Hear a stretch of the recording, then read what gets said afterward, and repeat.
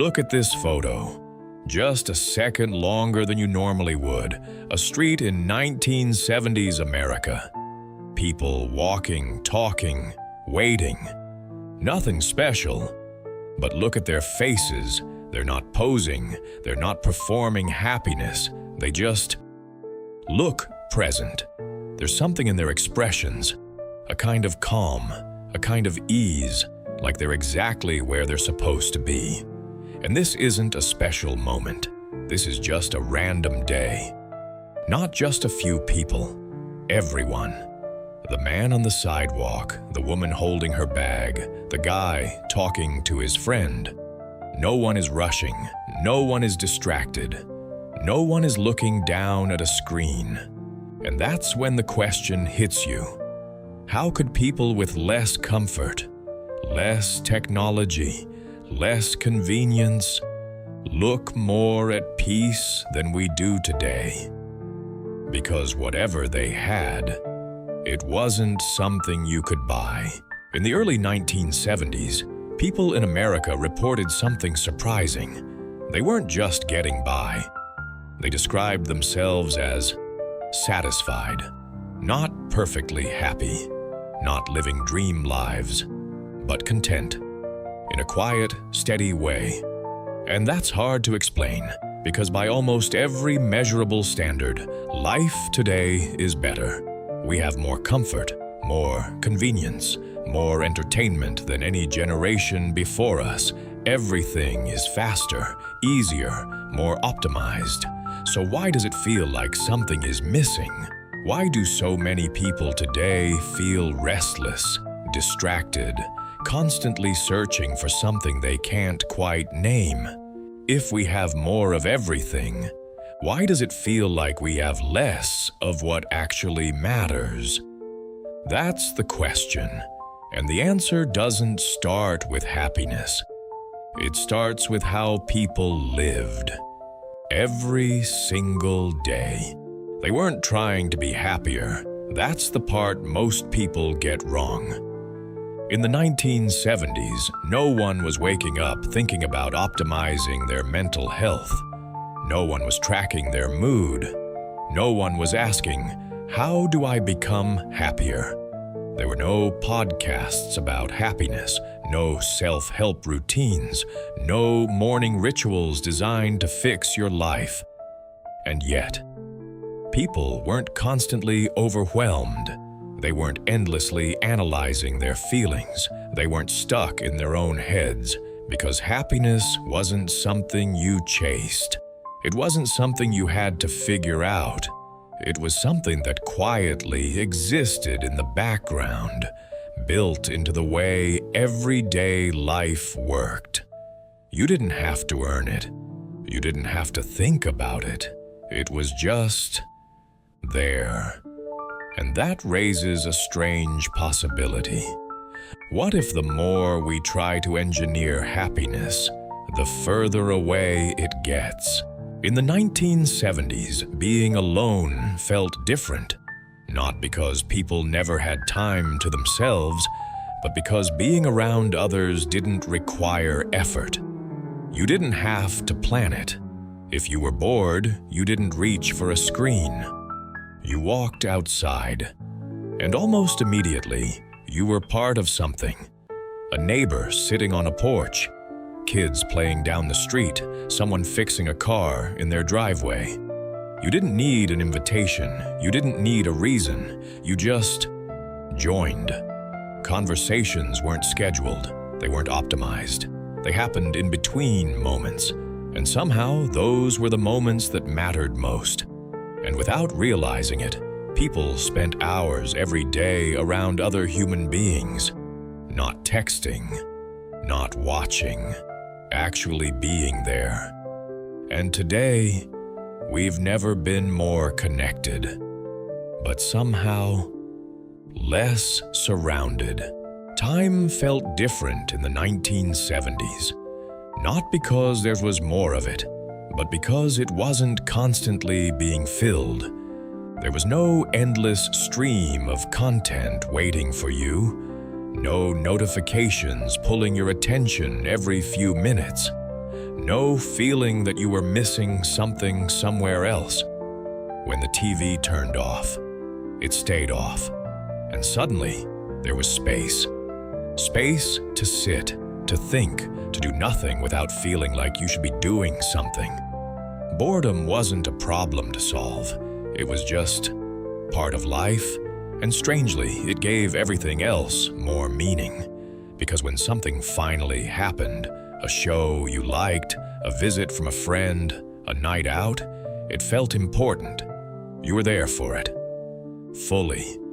And today, with everything available all the time, nothing feels like it's worth waiting for. Childhood felt different in the 1970s, not because it was safer, not because it was easier, but because it was free.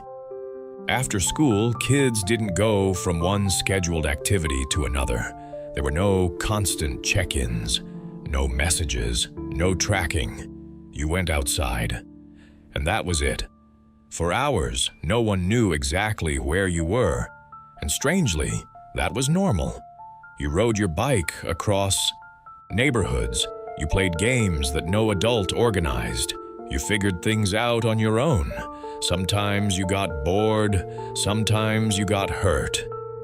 But you learned how to exist in the world without being guided every step of the way.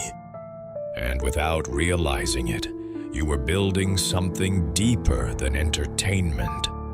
You were building confidence, because freedom, even small, everyday freedom, teaches you that you can handle life.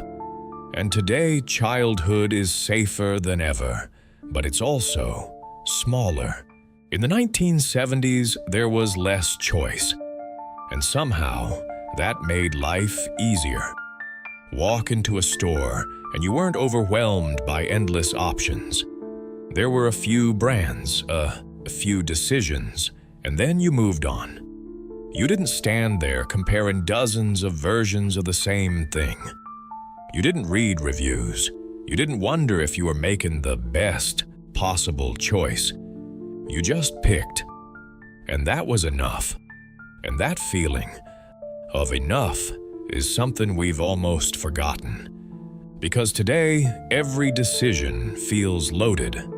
What to buy, what to watch, what to eat. There are hundreds of options. And somehow that doesn't feel freeing. It feels exhausting. Because the more choices you have, the more you start to doubt yourself, and the less satisfied you feel with whatever you pick.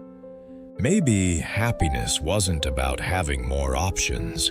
Maybe it was about having fewer and being okay with them. In the 1970s, you didn't see everyone else's life. Not all the time, not every day, not every hour. You knew the people around you, your friends, your neighbors, your family. And that was enough. You didn't wake up and scroll through hundreds of other lives. You didn't compare your morning to someone else's highlight because there was nothing to compare it to. Your life just felt like your life. And that gave it a kind of stability. A sense that what you had, however simple, was real, and it was yours. Today, comparison is constant. Everywhere you look, there's a better version of something, a better job, a better body, a better life. And even when things are going well, it doesn't always feel like it. Because you're not measuring your life against reality. You're measuring it against 1,000 curated moments. And no real life can compete with that. In the 1970s, life happened in the physical world. You didn't tap a screen to do something. You had to go somewhere. If you wanted to talk to someone, you met them. If you wanted to buy something, you walked into a store. If you wanted entertainment, you experienced it in real time. Everything required presence. Your hands were involved. Your body was involved. You touched things. You carried things. You moved through space, and because of that, life felt more real. Not necessarily easier, not always more convenient, but more grounded. Today, so much of life happens through a screen. You can talk, work, shop, and be entertained without ever leaving one place. And while that makes life faster, it also makes it feel strangely distant. Because when everything happens behind glass, it doesn't quite feel like you were there at all. Something changed in the 1980s. Not all at once. Not in a way that anyone noticed at the time. Life didn't suddenly feel worse. In many ways, it felt like it was getting better. Things became faster, more convenient, more efficient. There was more to watch, more to buy, more to do. And at first, that felt like progress, like life was finally becoming easier. But something else was happening at the same time. Slowly, almost invisibly, the spaces between things began to disappear. Waiting became shorter, silence became rarer, boredom became something to avoid. And with every small improvement, life became just a little more full, a little more crowded, a little more constant.